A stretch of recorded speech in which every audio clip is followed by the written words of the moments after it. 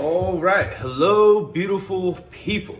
All right, traveling nutrition. Okay, people are gonna be traveling all the time for holidays. I've done a series on this before, whether it's on vacation or you're going away for a week or 2 weeks, or we just got out of the holiday season with Christmas and Thanksgiving. All right, first up. Whenever you go somewhere or it's holiday, but mainly I'm going to talk about vacations. Whenever you're going on weekend trips, vacations, calories are going to take emphasis. All right, here's why. All right, if you are away for 3-4 days, there is not much that you eating upwards amounts of 100, 200 for some people grams of protein is going to do. It is completely okay for you to take a break from trying to get a protein bar, get a protein shake, and all that other stuff. Remember, building muscle takes time.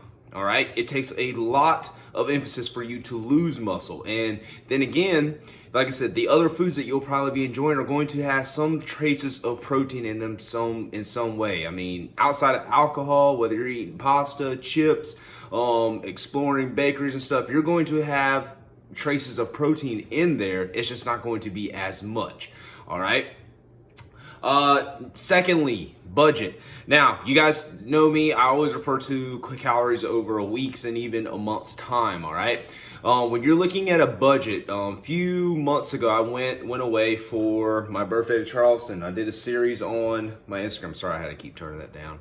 I did a series on how I kind of budgeted towards that. All right. Now, even though you have a budget of calories, say you have 10,000 calories on top of whatever you already have for your usual allotment to kind of spend. All right. How should I put this? Be predicting for yourself to go over. It's going to happen and it's completely okay. All right.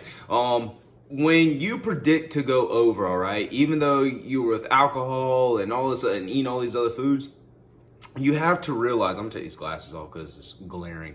You have to realize that you are moving a lot more, yes, and you're more than likely got some, added activities, whether it's biking, whether it's parasailing, whether it's walking around town. Then you add in, the thermogenic effect of you drinking alcohol. More than likely, I mean, you're expending a lot. You can calculate how much you went over or how much you were within when you get back. All right, it's a vacation for a reason. Third, dieting before any event. All right.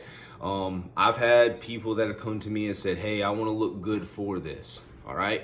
I'm not a big fan or proponent of dieting just to go somewhere and, eat until the cows come home pretty much. All right.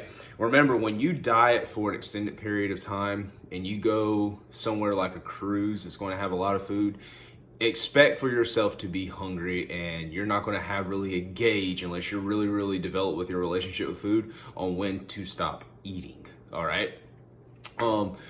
Dieting beforehand is just going to raise those hunger hormones and it's going to leave your BMR a little bit lower than normal. All right. What I do suggest is if you got a cruise coming up, say in what's this, January, say you got a cruise coming up in August, and January through March or even April, you decide to diet, and then, April, May, and June, July, or whatever, you take 2 to 3 months to build your metabolism back up and add some muscle back. That when you go into that cruise, you're good. Like, you can eat, you don't have to worry about trying to maintain shredded all the time. You don't have to worry about doing cardio and all that other stuff. All right.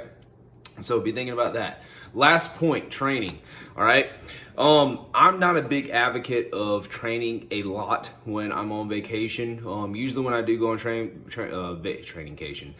vacation, I barely ever train, if not 1, maybe 2 sessions. When I went down to Charleston for 4 or 5 days, I trained maybe twice out of those 3 days. And if you do train, it should be at a reduced intensity. All right. We're not trying to cause adaptation.